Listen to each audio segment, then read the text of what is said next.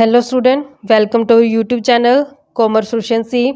आज की क्लास में कवर करेंगे कि जो long run average cost curve है उसकी शेप यू क्यों होती है।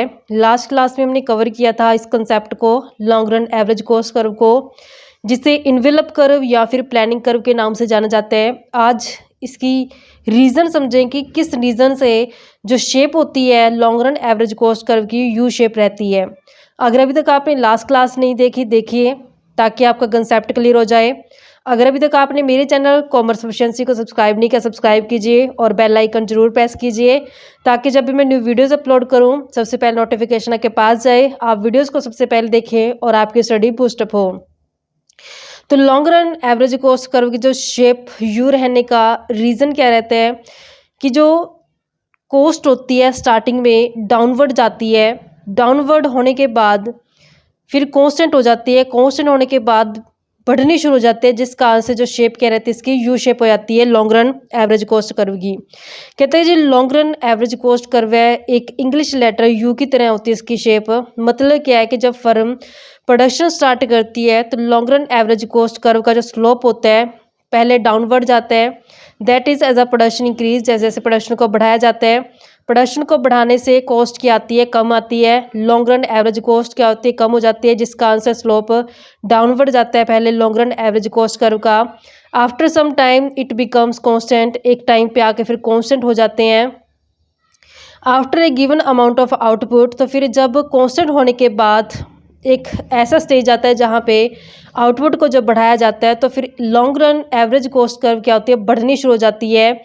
Long run average cost curve is U shape, इसी कारण से जो long run average cost curve की यू शेप हो जाती है, क्योंकि यहाँ पे इकोनॉमीज या फिर डिसइकोनॉमीज ऑफ स्केल ऑफ प्रोडक्शन का है जो मेन रोल प्ले रहते हैं।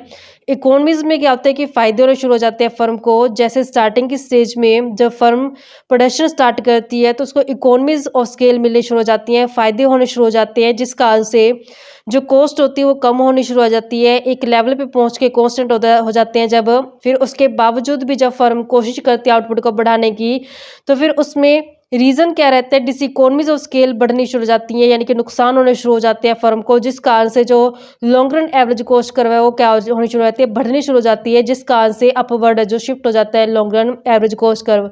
तो ये रीज़न रहता है इसका इकोनॉमीज और डिसइकोनॉमीज ऑफ स्केल ऑफ प्रोडक्शन का, जिस कारण से जो long run average cost curve है वो यू शेप में रहता है। सबसे पहला तो इकोनॉमीज ऑफ स्केल क्या होती हैं। इकोनॉमीज ऑफ स्केल का मतलब ये है कि ये जो मेन कारण रहता है लॉन्ग रन एवरेज कॉस्ट की कम होने का, वो इकोनॉमीज ऑफ स्केल होना ही होता है कि जैसे जैसे आउटपुट को बढ़ाया जाता है, प्रोडक्शन को बढ़ाया जाता है, तो वहाँ पे इकोनॉमीज है जो मिलनी शुरू हो जाती है फर्म को। इकोनॉमीज ऑफ स्केल में क्या होता है कि अगर हमारी फर्म मान लो कि जैसे ये तरीके अपनाएगी तो हमारी ही फर्म को इकोनॉमी ऑफ स्केल मिलेंगे, बाहर किसी दूसरी फर्म का इसका जो बेनिफिट होना नहीं होता। तो यहाँ पे अगर जो फर्म यूज़ करेगी इन सभी तरीकों को, उन्हीं को क्या होता है इकोनॉमी ऑफ स्केल मिलता है। जैसे सबसे पहले डिवीज़न और स्पेशलाइजेशन ऑफ लेबर। डिवीज़न का मतलब क्या होता है कि लेबर को डिवाइड कर देना। स्पेशलाइजेशन क्या होता है कि जब डिवाइड कर दिया जाता है लेबर को उसके काम के हिसाब से, तो लेबर क्या करती है एक ही काम को जब बार बार करती है तो उसमें वो क्या हो जाते हैं, स्पेशलाइज्ड हो जाती हैं, जिसका बेनिफिट क्या रहता है कि जिस काम को करने के लिए उन्हें पहले ज़्यादा टाइम लगता था, स्पेशलाइज्ड होने के कारण उस काम को अब क्या कर पाते हैं, वो कम टाइम में पूरा कर लेते हैं। स्पेशलाइजेशन ऑफ लेबर का मतलब होता है कि जब काम बड़े लेवल पे होता है, बड़ा प्लांट के ऊपर काम करती होती है लेबर, तो उसमें क्या होता है कि एक डिपार्टमेंट नहीं होता, बहुत सारे डिपार्टमेंट्स को मतलब काम डेलीगेट किया जाता है, सौंपा जाता है, जिसमें अलग अलग है जो डिवाइड कर दिया जाता है लेबर को। जैसे एग्जांपल देते हैं जो कार बनाने वाली कंपनियां होती हैं, उसमें जो कार का स्ट्रक्चर किया जाता है वो अलग डिपार्टमेंट द्वारा तैयार किया जाता है, पेंट करने वाला डिपार्टमेंट अलग है, इंजन तैयार करने वाला डिपार्टमेंट अलग है, उसको असेंबल करने वाला डिपार्टमेंट अलग होता है। तो यहाँ पे जब बड़े लेवल पे मतलब प्लांट लगाया जाता है तो वहाँ पे लेबर को डिवाइड कर दिया जाता है उसके काम के हिसाब से। तो जब लेबर एक काम को बार बार करते तो उस काम में वो क्या होते हैं, एक्सपर्ट हो जाती है, एफिशिएंट हो जाती है। कहते हैं large number of labours working in a big plant, कहते हैं कि जब बिग प्लांट के ऊपर बहुत सारे नंबर ऑफ लेबर्स को लगाया जाता है have comparatively more opportunity of specialization, तो यहाँ पे अपॉर्चुनिटी रहती है किस चीज़ की, स्पेशलाइजेशन होने की लेबर के। Owing to large scale production work can be divided into different processes and sub processes, क्योंकि लार्ज स्केल पे काम होने के कारण काम को डिवाइड कर दिया जाता है अलग अलग प्रोसेसेस में, और सब प्रोसेसेस के अंदर जो लेबर हो जाती है वो स्पेशलाइज्ड हो जाती है प्रोसेस के अंदर, इस सब प्रोसेस के अंदर बिकम एक्सपर्ट इन इट, जब वो बार बार एक ही काम को करते हैं तो उसमें एक्सपर्ट हो जाते हैं। Such specialisation will increase is efficiency, तो जिससे क्या होती है उनकी एफिशिएंसी बढ़ जाती है। एफिशिएंसी बढ़ने का मतलब क्या है कि कहाँ वो एक घंटे में काम करते पूरा, अब कहाँ वो स्पेशलिस्ट होने के कारण वही काम को 10-15 मिनट में, आधे घंटे में पूरा कर पाते हैं, जिस कारण से वो बचे हुए टाइम में और भी ज़्यादा जो काम कर लेंगे, जिससे प्रोडक्शन क्या हो जाएगा, बढ़ जाएगा।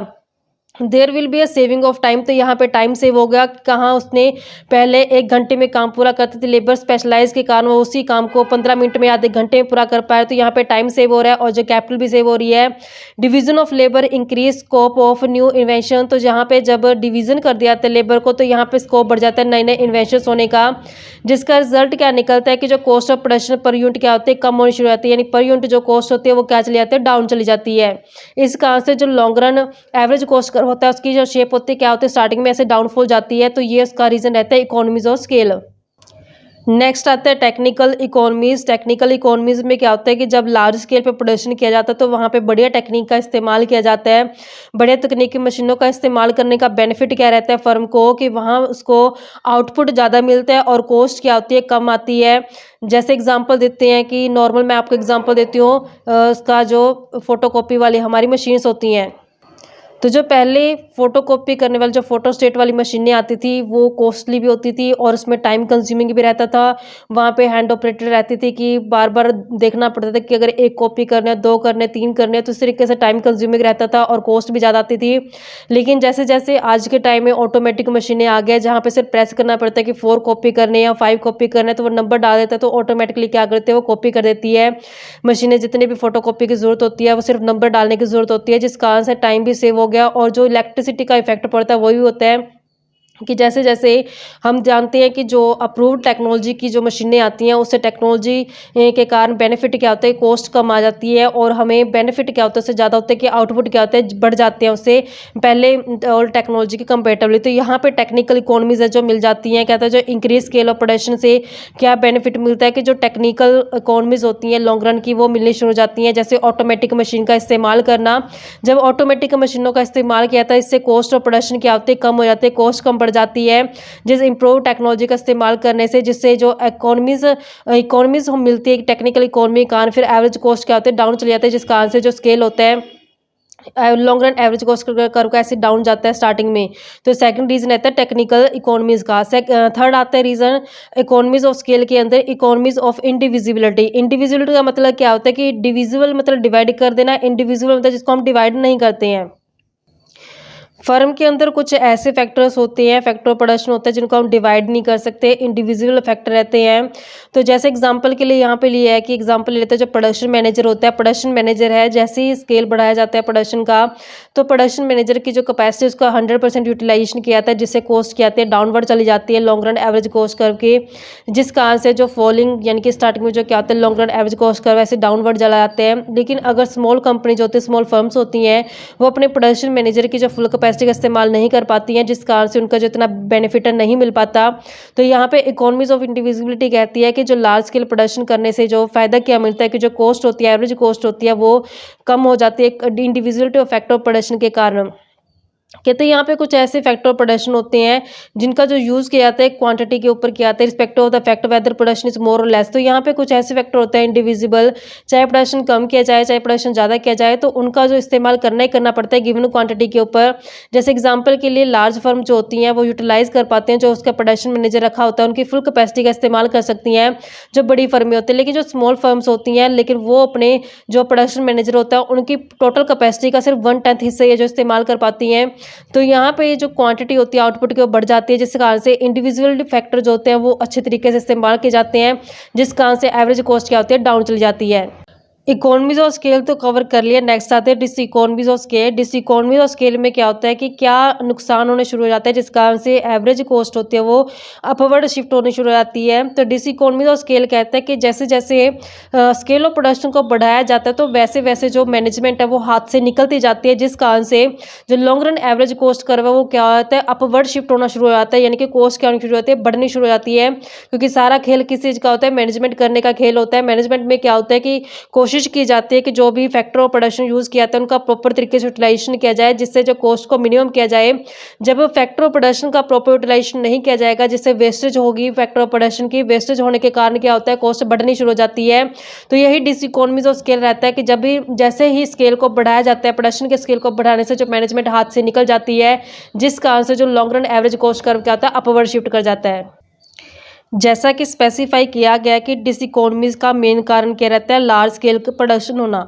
लार्ज स्केल में प्रोडक्शन होने के कारण जो मैनेजरियल एफिशिएंसी होती है वो डाउन चली जाती है। डाउन जाने से क्या होता है, मैनेजरियल एफिशिएंसी डाउन गई तो मैनेजमेंट वीक होने से वेस्टेज ज़्यादा होती है, जिससे कॉस्ट ऑफ प्रोडक्शन बढ़नी शुरू हो जाती है। इस कारण से long run average cost curve क्या होता है, अपवर्ड शिफ्ट कर जाता है। In the smooth and efficient working and coding the affair of A firm, कहता है कि स्मूथ, बिल्कुल स्मूथली काम करने के लिए, एफिशिएंट तरीके से काम करने के लिए कोऑर्डिनेट होना जरूरी होता है जो काम किया जाता है फर्म के अंदर। There are limitations of the efficiency of management, तो यहाँ पे मैनेजमेंट की कुछ कमियां रहती हैं, जिस कारण से जो कॉस्ट बढ़नी शुरू हो जाती है। These limitations are refer to as diseconomies of scale, तो यही एक कारण रहता है, लिमिटेशन यही रहती है मैनेजमेंट का वीक होना, जिस कारण से डिसइकोनॉमीज ऑफ स्केल है जो होनी शुरू हो जाती है फर्म को। As a scale of production the firm is increase, जैसे जैसे स्केल प्रोडक्शन का बढ़ता है, management become more efficient on account of division of labour and specialization, तो वहीं लेबर और जो वर्क होता है उसको डिवाइड कर देना बेटर रहता है। अगर स्पेशलाइजेशन का बेनिफिट लेना चाहते हैं फर्म, इकोनॉमी ऑफ स्केल में जो रहना चाहती है, but after a particular limit, लेकिन एक लिमिट के बाद क्या होता है, डिफिकल्टी जो होती है मैनेजमेंट की वो बढ़ जाती है। एक लेवल तक तो ठीक था कि मैनेजमेंट कर पाई फर्म को, एक लेवल ऑफ आउटपुट के तक तो ठीक था कि डिवाइड कर पाए लेबर को, डिवीज़न कर पाए, उसकी एफिशिएंसी का यूज़ कर पाए हैं। लेकिन जैसे ही उसके बावजूद भी उसके बाद जा कर के आउटपुट को बढ़ाने की कोशिश करते हैं फर्म, तो वहाँ पे फिर डिवीज़न ऑफ लेबर में मतलब मुश्किल हो जाता है, काम को संभालना मुश्किल हो जाता है। Top management gradually losses contact with the day to day affairs of the firm, तो यहाँ पे जो मैनेजमेंट होती है उसका जो कॉन्टैक्ट होता है हर रोज़ की एक्टिविटी को देखने का, वो थोड़ा थोड़ा क्या होता है, लूज होना शुरू हो जाता है, हाथ से निकलना शुरू हो जाता है। जो कंट्रोल होता है मैनेजमेंट के हाथ से जाना शुरू हो जाता है, क्योंकि इतने बड़े लेवल पे मैनेजमेंट को संभालना काम मुश्किल हो जाता है। It adversely affect the efficient functioning of different department, तो यहाँ पे जो डिपार्टमेंट्स होते हैं अलग अलग डिपार्टमेंट्स मिलकर काम करते हैं। जैसे हम एग्जांपल देते हैं कि जब तक अपना परचेज डिपार्टमेंट रॉ मटेरियल को परचेज नहीं करेगा तब तक उसको जो प्रोडक्शन डिपार्टमेंट प्रोडक्शन नहीं करेगा। जब प्रोडक्शन डिपार्टमेंट प्रोडक्शन करेगा तो सेल डिपार्टमेंट को सेल करनी पड़ती है, सेल डिपार्टमेंट जो सेल करेगा तब उसके बाद जो इस तरीके से डिपार्टमेंट का कोऑर्डिनेशन होकर के जो एक अचीव किया जाता है फर्म के गोल को। तो यहाँ पे जो फंक्शनिंग होती है अलग अलग डिपार्टमेंट के बीच में, वहाँ पे कोऑर्डिनेशन होना बहुत जरूरी होता है, ताकि जो अल्टीमेट गोल होता है फर्म का वो अचीव किया जा सके। Decision making responsibility is delegated to other person who may not be so efficient, तो जो यहाँ पे डिसीजन मेकिंग जो जिम्मेदारी होती है, फैसले लेने की जो जिम्मेदारी होती है, डेलीगेट कर देते हैं, सौंप दी जाती है। कई बार ऐसी पर्सन को सौंप दी जाती है जो उस काम में एफिशिएंट नहीं होते हैं। Paper work, travelling expenses, telephone bill and such like expenditure begins to increase, तो धीरे धीरे क्या होता है फिर पेपर वर्क बढ़ना शुरू हो जाता है, ट्रैवलिंग के खर्चे बढ़ने शुरू हो जाते हैं, टेलीफोन के बिल बढ़ने शुरू होते हैं। इस तरीके से धीरे धीरे खर्चे बढ़ने शुरू हो जाएंगे। Sometimes plans of different decision makings agencies lack coordination, कई बार ऐसे डिसीजन लिया जाता है जिस कारण से जो कमी पाई जाती है, कोऑर्डिनेशन सहयोग की कमी पाई जाती है। उन फैसलों के कारण क्या होता है कि कमी आ जाती है, कोऑर्डिनेशन नहीं हो पाता। इफेक्ट क्या पड़ता है कि जो प्रोडक्टिविटी होती है वो कम होनी शुरू हो जाती है, जिससे एवरेज कॉस्ट होती है वो बढ़नी शुरू हो जाती है। तो यहाँ पे अगर अल्टीमेट देखा जाए डिसइकोनॉमीज ऑफ स्केल के अंदर जो मेन रीजन क्या रहता है बच्चों, वो रहता है मैनेजमेंट के वीक पड़ने का। यानी कि जैसे जैसे आउटपुट के लेवल को बढ़ाया गया वैसे वैसे जो काम था, जो मैनेजमेंट थी, मैनेजमेंट के हाथ से जो कंट्रोल था वो लूज होता गया, जो डिपार्टमेंट्स के बीच में कोऑर्डिनेशन होना चाहिए था, वो डिपार्टमेंट के कोऑर्डिनेशन है जो वो वीक पड़ता गया। जो डे टू डे फंक्शनिंग थी मैनेजमेंट उसको संभाल नहीं पाई, देख नहीं पाई, कॉन्टैक्ट नहीं कर पाई। तो इसी कारण से जो मैनेजमेंट के वीक होने से क्या हुआ, वेस्टेज होने शुरू हो गई है, खर्चे बढ़ने शुरू हो गए हैं, जिस कारण से long run average cost curve क्या होगा, अपवर्ड शिफ्ट करना शुरू हो जाता है। तो नेक्स्ट आते हैं हमारे पास रिलेशन क्या रहती है long run average cost curve के बीच में और short run average cost curve के बीच में। तो यहाँ पे हमने रिलेशन पढ़ना है कि लॉन्ग रन एवरेज कॉस्ट क्या होता है और short run average cost curve क्या होता है। कि हमने जैसे लास्ट क्लासेस में कवर किया था कि जो short run average cost curve को मिनिमम पॉइंट को जॉइंट करके क्या होता है long run average cost curve का जो बनाया जाता है। जैसे इसका एक डायग्राम बनाते हैं, ये हम ओ वाई एक्सिस ले लेते हैं जहाँ पे हम दिखाएंगे कॉस्ट को। ये हमारे पास ओ एक्स एक्सिस है, ओ एक्स एक्सिस है, ये ओ वाई एक्सिस है। यहाँ पे आते हैं कॉस्ट और यहाँ पे आता है आउटपुट। तो short run average cost curve को इस तरीके से ड्रॉ करते हैं। जो short run average cost curve होता है, शॉर्ट रन एवरेज कॉस्ट, यहाँ पे इसका मिनिमम पॉइंट होता है, इसको ज्वाइन करके क्या बनता है long run average cost curve है जो ड्रॉ किया जाता है। तो इस तरीके से long run average cost curve है जो बनाया गया है। अब इन दोनों के बीच में रिलेशन देखा जाता है कि जो short run average cost curve होता है थोड़ा कम फ्लैट होता है किसके comparatively, long run average cost curve के कंपेरेटिवली, क्योंकि long run average cost curve क्या होता है मोर फ्लैटर होता है as compare to short run average cost curve. Relation cover करते हैं, कहता है जो short run average cost curve होता है वो बताता है एवरेज कॉस्ट किसकी, सिर्फ सिंगल प्लांट की। एक सिंगल प्लांट की कितनी शॉर्ट रन एवरेज कॉस्ट है, जबकि जो long run average cost curve है वो बताता है average cost with reference to several plant. क्योंकि ये जो लॉन्ग रन एवरेज कॉस्ट बनाए जाते हैं ये अलग अलग प्लांट की, यानी कि short run average cost curve जो होते हैं डिफरेंट प्लांट्स के उसके मिनिमम पॉइंट्स को जॉइंट करके बनाया जाता है। तो long run average cost curve बनाया जाता है वो किसको डिनोट करता है, सेवरल प्लांट को। नेक्स्ट रिलेशन बताती है कि जो long run average cost curve है वो as like short run average cost curve की तरह यू शेप का होता है, but it is relatively flatter. लेकिन क्या होता है इसकी फ्लैट होती है, जो इसकी शेप होती है लॉन्ग रन की वो ज़्यादा फ्लैट होती है शेप किससे comparatively, short run average cost curve के comparatively. The U shape of long run cost curve is less pronounced than that of a short run cost curve. तो यहाँ पे जो शॉर्ट रन कोस्ट कर्व है उसकी shape जो ज़्यादा U shape की लगती है as compare to long run average cost curve जो होता है। It means rate of increase और decrease in cost in the long run is relatively less than the in the short run. कहता है कि चाहे कोस्ट के बढ़ने की बात की जाए या कोस्ट के कम होने की बात की जाए तो शॉर्ट रन के कंपेरेटिवली जो long run average cost curve होता है तो इसमें क्या होते हैं लेस देन रहती है इसके जो इंक्रीज और डिक्रीज कोस्ट होने की जो रेट होती है as compare to short run. यानी कि ये कहना चाहता है इस लाइन में, कहते हैं कि इसका मतलब ये है कि जो इंक्रीज या डिक्रीज होती है ना कॉस्ट जो लॉन्ग रन की वो as a compare short run के लेस कम होती है या बढ़ती है। द मेन रीज़न क्या रहता है इसका, the main reason being that long run average cost curve जो होता है रिप्रेजेंट करता है minimum average variable cost of different quantity of output को। क्योंकि जो मेन कारण रहता है इसका कि जो long run average cost curve होता है वो बताता है जो मिनिमम एवरेज वेरिएबल कॉस्ट कितनी है अलग अलग क्वांटिटी की आउटपुट के ऊपर। ऑन द कॉन्ट्रेरी जो short run average cost curve जो बताता है वो बताता है कि एग्रीगेट क्या फर्म के फिक्स्ड कॉस्ट और वेरिएबल कॉस्ट का। यानी कि जो short run average cost curve है इसमें हम किसको लेके चलते हैं, फिक्स्ड और वेरिएबल कॉस्ट को लेके चलते हैं। जबकि लॉन्ग रन में किसको बताता है, सिर्फ वो वेरिएबल कॉस्ट को बताता है। क्योंकि लॉन्ग रन में क्या होता है बच्चों के सारे जो फैक्टर इनपुट होते हैं उसको वेरिएबल माना जाता है, क्योंकि लॉन्ग रन में इतना इनफ टाइम होता है कि हर एक फैक्टर को इजिली अपन चेंज कर सकते हैं। जबकि शॉर्ट रन में क्या होता है, शॉर्ट रन के अंदर फिक्स्ड फैक्टर को हम चेंज नहीं कर पाते हैं, जिस कारण से हमें आउटपुट को बढ़ाने के लिए कम करने के लिए सिर्फ वेरिएबल फैक्टर का जो इस्तेमाल करना पड़ता है। तो इसी कारण से कहते हैं कि जो long run average cost curve होता है वो बताता है कि मिनिमम एवरेज वेरिएबल कॉस्ट कितनी है अलग अलग क्वांटिटी ऑफ आउटपुट के ऊपर। जबकि शॉर्ट रन एवरेज कॉस्ट के अंदर तो हम दोनों को लेके चलते हैं, फिक्स्ड कॉस्ट को भी और वेरिएबल कॉस्ट को भी। As the output of firm increase, कहते हैं जब हम आउटपुट के फर्म के आउटपुट को बढ़ाते हैं एक पॉइंट तक जो दोनों ही एवरेज फिक्स्ड कॉस्ट होती हैं जो एवरेज वेरिएबल कॉस्ट होती है रैपिडली कम होती है, डाउन जाती हैं। Having reach the minimum point, तो फिर मिनिमम पॉइंट पे पहुंचने के बाद जो एवरेज फिक्स्ड कॉस्ट होती है वो तो कम होती है लेकिन एवरेज वेरिएबल कॉस्ट बढ़नी शुरू होती है बहुत क्विकली रेट से, जिस कारण जो शॉर्ट रन एवरेज कॉस्ट की कर्व क्या आती है उसकी शेप ज़्यादा यू शेप की लगती है as compare to long run average cost curve के, क्योंकि लेस फ्लैटेड होता है जो short run average cost curve होता है। हैंस जो short run average cost curve है वो more pronounce than LAC long run average cost curve. तो यही रीजन रहता है, कहता है जो short run average cost curve है वो ज़्यादा प्रोनाउंस रहता है long run average cost curve के कंपेरेटिवली। नेक्स्ट रिलेशन आता है कि जो एक गिवन लेवल ऑफ आउटपुट के ऊपर जो long run average cost curve होता है वो शॉर्ट रन एवरेज कॉस्ट से ज़्यादा नहीं होता, क्योंकि जब हम बनाते हैं इसको ड्रॉ करते हैं तो देखते हैं कि शॉर्ट रन एवरेज कॉस्ट को मिनिमम पॉइंट को जॉइंट करके क्या बनता है, long run average cost curve बनता है। तो इसी कारण से जो लॉन्ग रन एवरेज कॉस्ट होती है ये कभी भी शॉर्ट रन एवरेज कॉस्ट से तो ज़्यादा नहीं हो सकती है। इट इज़ बिकॉज ऐसा इसलिए होता है क्योंकि जो long run average cost curve बनाया गया, कैसे बनाया गया, वो शॉर्ट रन एवरेज कॉस्ट के टेंजेंट लाइन को ड्रॉ करके।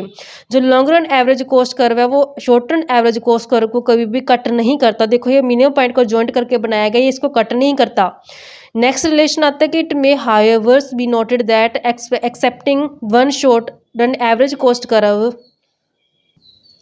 long run average cost curve is not tangent to all other short run average cost curve at their minimum point। कहते हैं यहाँ पे ध्यान रखने वाली ये बात होती है कि सिर्फ एक short run average cost curve को छोड़ के long run average cost curve है जो दूसरे शॉर्ट रन कोस्ट कर्व के जो टेंजेंट नहीं होता। ये कहना क्या चाहते हैं इस चीज़ को मैं समझाती हूँ आपको। जैसा हमने लास्ट क्लास में कवर किया था बच्चों, ये इन्वेलप जो कर्व होता है जिसे long run average cost curve के नाम से जाना जाता है, तो यहाँ पे देखा कि हमने अलग अलग short run average cost curve को जॉइंट करके मिनिमम पॉइंट को हमने क्या बनाया था, long run average cost curve बनाया था।